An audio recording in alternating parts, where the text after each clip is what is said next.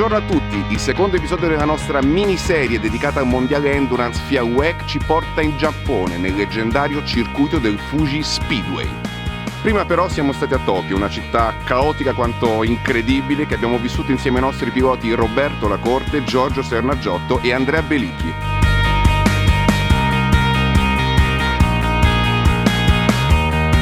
Siamo stati ospiti degli amici della Camera di Commercio Italiana a Tokyo per raccontare il progetto Cetilar Racing alla stampa locale.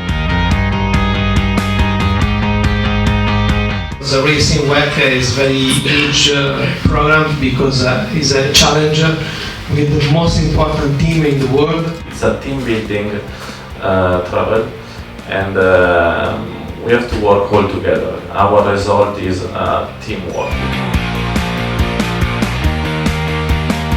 Forza 47!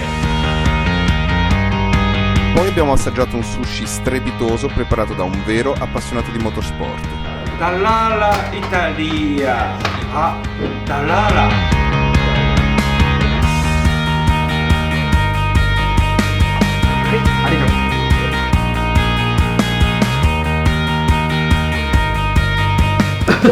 Roberto di wasabi.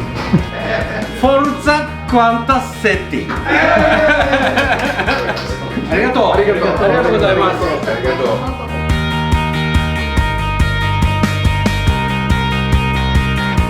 Prima delle 6 ore del Fuji siamo venuti qua in un posto carico di emozioni, denso di storia. Siamo nel tempio dei 47 samurai Ronin. Sono i 47 samurai che si sono tolti la vita dopo che hanno vendicato il loro padrone. Il loro padrone si tolse la vita perché umiliato dalla prigionia. Loro hanno aspettato 2 anni affinché le acque intorno a questo accadimento si placassero, sono tornati da chi ha umiliato il loro padrone, l'hanno decapitato e dopo aver fatto questa vendetta 47 si sono tolti la vita seguendo il loro padrone.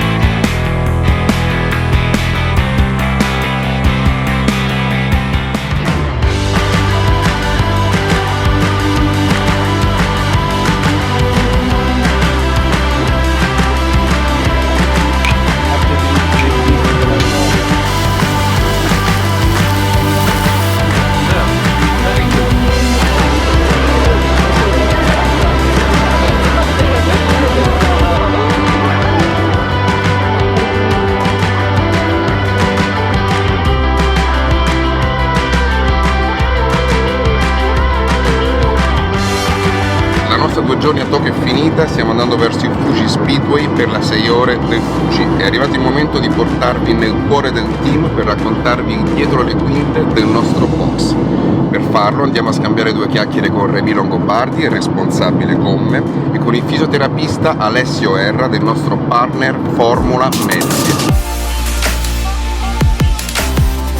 Alors je m'appelle Rémi, je suis responsable des pneumatiques pour Cetilar Racing pour la saison 2019-2020 du WEC, donc sur la Dallara numéro 47. Mon rôle c'est en début de week-end, donc après Michelin et mon ingénieur de voiture discutent à propos des pneus, de ce qu'ils vont mettre, etc. en fonction de stratégie et de ce qu'ils veulent essayer.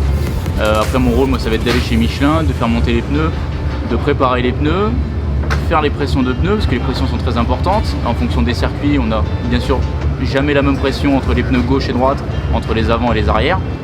On met les pneus en chauffe avant pour que les pneus soient sur la voiture à 80 degrés et que le pilote, dès qu'il sort des stands, il ait le maximum de grip et qu'il puisse attaquer tout de suite.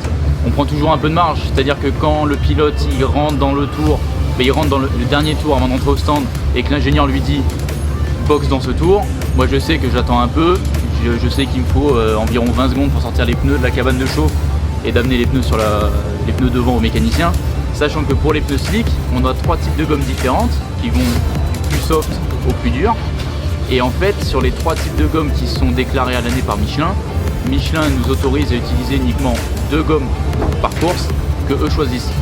Le règlement nous autorise uniquement pour les essais, pour les 3 séances d'essais qu'on a, on a droit d'utiliser 3 trains de pneus qu'on peut choisir parmi les gommes à nouveau. Et après, on a une allocation de 18 pneus qu'on peut choisir entre les avant et les arrières. On peut utiliser 10 avant, 8 arrière, on peut utiliser... Il n'y a pas d'équilibre à faire entre les avant et les arrières. On a droit à 18 pneus pour faire les 6 heures de course, plus les qualifs, plus les 6 heures de course. Ciao a tutti, sono Alessio Erra e sono un fisioterapista. Lavoro per Formula Medicine, una struttura in Toscana tra le più importanti al mondo per la preparazione mentale e fisica dei piloti.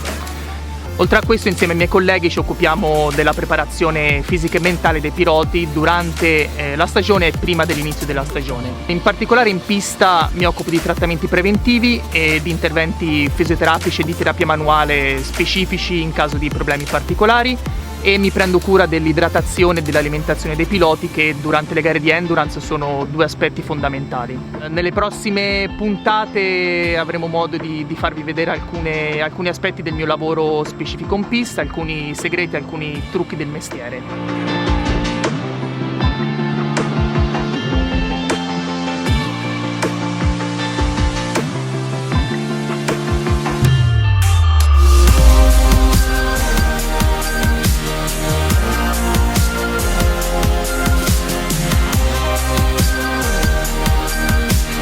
Arriviamo nell'ultimo complesso di curve molto divertente, che assomigliano molto a un cartodromo, con traiettorie per niente scontate e possibilità di scelta ampie perché la pista è larghissima.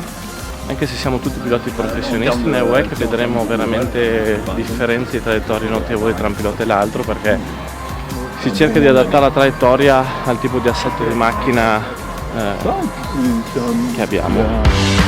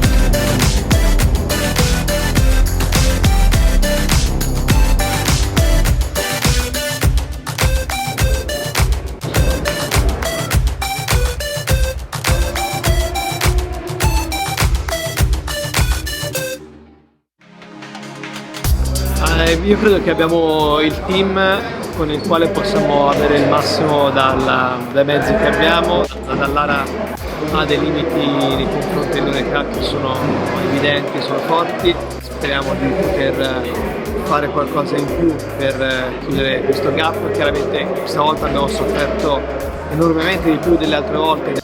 Michelin ci ha portato delle mescole che sono quelle che non vanno bene a noi, quindi dobbiamo essere pazienti. La scelta fatta all'inizio anno è quella di avere questo team fatto di passione, di cuore, fatta con una macchina italiana. Dobbiamo rimanere concentrati e dare lo meglio.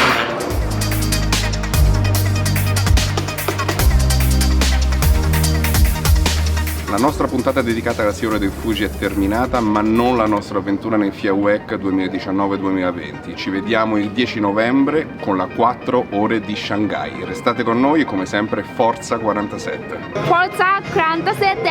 Forza 47! Forza 47!